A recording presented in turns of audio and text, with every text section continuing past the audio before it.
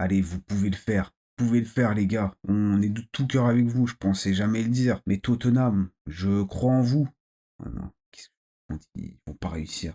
Je crois en vous, vous pouvez battre Liverpool, vous pouvez leur arracher des points, on compte sur vous. Et pour ceux qui savent pas de quoi je parle, pour ceux qui savent pas pourquoi Tottenham doit battre Liverpool ce dimanche, pourquoi faut les soutenir, bah allez voir la précédente vidéo pour avoir un peu plus de détails, vous inquiétez pas, il y a tout qui est expliqué. Mais c'est pas pour ça qu'on se retrouve aujourd'hui. Alors on va parler de Tottenham, vous l'avez vu dans le titre, mais ouais, c'est la fin. Et c'est la fin de quoi? Bon, bah attendez un petit peu, je vais vous le dire dans un instant. Avant ça, je vous invite quand même à liker, à commenter pour soutenir la chaîne, pour l'algorithme, tout ça, vous savez, ça fait grandir la chaîne. Merci d'avance pour votre soutien.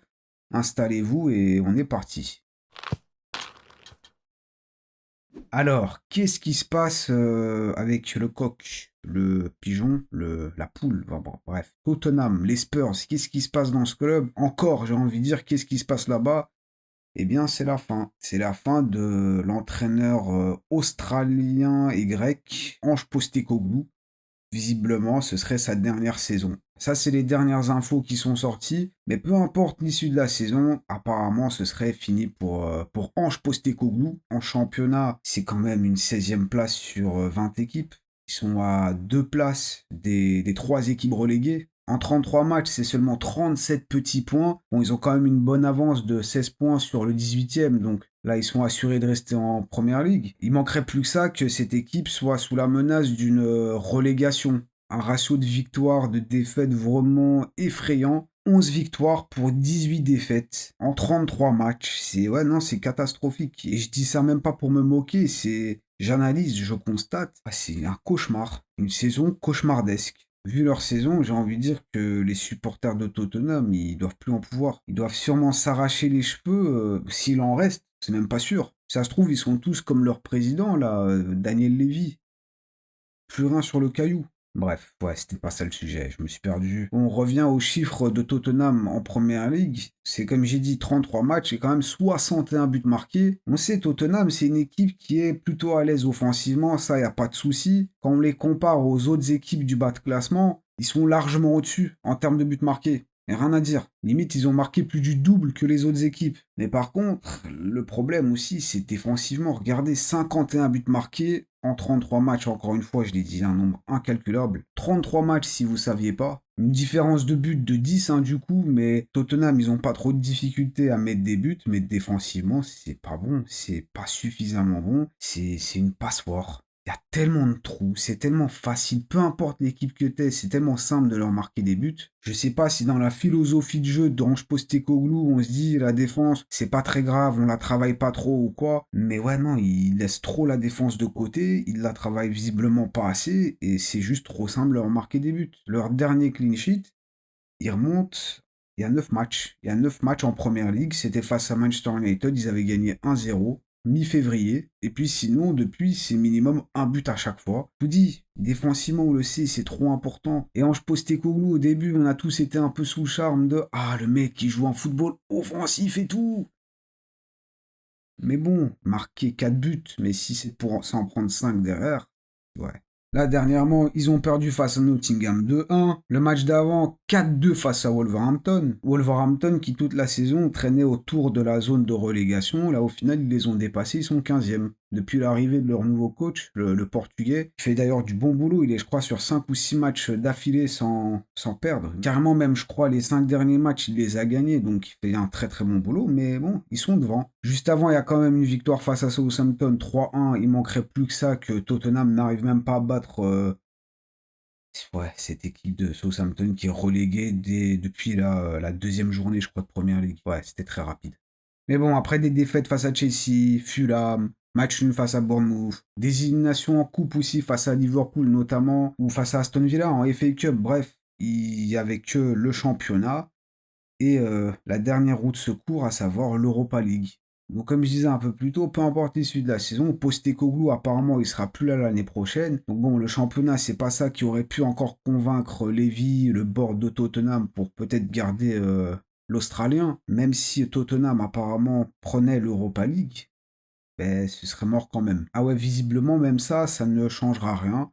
Postecoglou ne sera plus là. Parce que bon, quand même, Tottenham, ils sont en demi-finale. Là, ils vont aller affronter Bodo Glimt, une équipe norvégienne. Et donc, il y a quand même de grandes chances qu'ils aillent en finale d'Europa League. Et en finale, ils pourraient croiser un vieil ami. Un ami avec lequel ils ont été très très proches toute la saison en championnat. Et je parle ici de Manchester United. Manchester United, quant à eux, vont aller jouer l'Athletic Club de Bilbao. C'est vrai que ça semble être un adversaire un peu plus compliqué, mais potentiellement on va avoir une finale en Europa League 100% anglaise. Des saisons bien catastrophiques en championnat, mais peut-être que l'un de ces deux clubs va être sauvé par une Europa League. Ça leur permettrait d'aller en Champions League l'année prochaine. Mais bon, c'est pas encore gagné, quoique, en vrai, peut-être qu'on a une indication.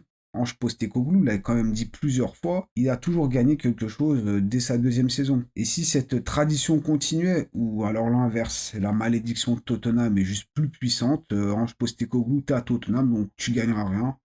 On sait pas. Mais en tout cas, ça les aiderait quand même beaucoup. Maintenant, comme j'ai dit, apparemment, c'est finito. C'est mort pour Postecoglou. Je sais pas si c'est lui qui va partir, si c'est Lévy, la direction qui a décidé que c'était mort, ou alors peut-être que les deux vont se mettre d'accord, je sais pas. Et là, la question qu'on pourrait se poser, c'est est-ce que c'est pas mieux? Au bout d'un moment, quand ça marche pas, ça marche pas. Alors ouais, on pouvait leur donner une petite excuse comme quoi, bon bah, ils ont quand même eu beaucoup de blessés pendant la saison. Postecoglou a dû énormément bricoler, faire jouer des attaquants limite au goal parce qu'il y avait plus de joueurs. Mais bon, là, ces derniers temps, quand même, j'ai l'impression qu'ils ont retrouvé la majorité de leurs joueurs importants et pourtant, ça ne marche pas. Tu prends toujours des défaites, cette équipe, on dirait, elle s'améliore pas, ça avance pas. C'est pas mon club, je les suis pas à la loupe tous les jours. Donc les supporters de Tottenham, je pense que vous serez les plus aptes à juger, mais est-ce que vraiment votre équipe évolue sous Ange Postecoglou? Est-ce qu'il y a eu du mieux depuis qu'il est là? Ou du moins, est-ce qu'il y a eu du mieux ces dernières semaines, ces derniers mois? Parce que j'ai pas l'impression, hein.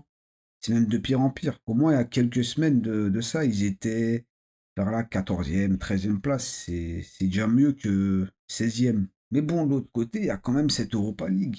Peut-être une victoire à la fin qui changerait quand même beaucoup de choses. Donc je sais pas. Vraiment, les supporters de Tottenham, n'hésitez pas à nous dire ce que vous en pensez de tout ça. Est-ce que vous aimeriez le garder ou pas? Les autres, évidemment, je vous exclue pas non plus. Dites-nous votre avis. Est-ce que vous garderiez Postecoglou, peu importe ce qui se passe? Vous le garderiez seulement si ils prennent le titre ou ouais, c'est bon, part. On se sépare, on se serre la main et ciao. Je sais pas, en vrai, c'est tellement délicat parce que nous, de l'extérieur, c'est évidemment très facile de juger, de critiquer, de se moquer même. Mais en vrai, il y a peut-être tellement de choses qui se passent là-bas, on n'est même pas au courant. C'est peut-être pas pour rien que Mourinho, Conte, à mon avis, ils étaient quand même hyper contents quand ils partaient, même si Mourinho, par exemple, il s'est fait virer, je crois, quelques jours avant la finale de FA Cup ou de Carabao Cup, une des deux. À mon avis, il était en train de jubiler, là, il se plaît plutôt bien en Turquie, j'ai l'impression. Mais bon, Postecoglou, il est arrivé au club tout sourire, et c'est vrai que ces derniers temps, il est agressif. Faut pas lui parler. Baisse tes yeux quand tu lui parles. Tottenham, ça a l'air d'être un environnement tellement compliqué. Je me demande vraiment si sous cette direction, ils vont réussir à atteindre quoi que ce soit. Là, quand même, Postecoglou, sur ces 40 dernières années, c'est seulement le deuxième coach qui a atteint une demi-finale en Coupe européenne. Et bon, l'autre, c'était Maurice Lapoche, Maurizio Pochettino, qui avait joué évidemment la finale de Ligue des Champions face à Liverpool. On se souvient tous de cette magnifique finale. On s'était régalé dans l'autre sens, hein. On s'était régalé parce que c'était affreux. Les Reds, à la fin, évidemment, ils avaient gagné, mais bon, Tottenham, sur leur passage, je me souviens aussi, ils avaient éliminé, je crois, le grand Ajax. L'Ajax qui avait éliminé le Real un peu avant. Ah, c'était une belle petite saison, ça, je me souviens. On en était arrivé aussi à dire que même Harry Kane, c'est un maudit, tout est sa faute, mais visiblement, cette saison, il va aller chercher la Bundesliga avec le Bayern, donc au final, c'est peut-être pas lui le problème. Donc, Postecoglou, visiblement, c'est la fin. Je me demande d'ailleurs où est-ce qu'il va aller, si jamais il partait. Et apparemment, ce serait pas le seul à quitter le club dès cet été. Déjà, ce bon vieux Timo Werner, oh, lui. Oh là là.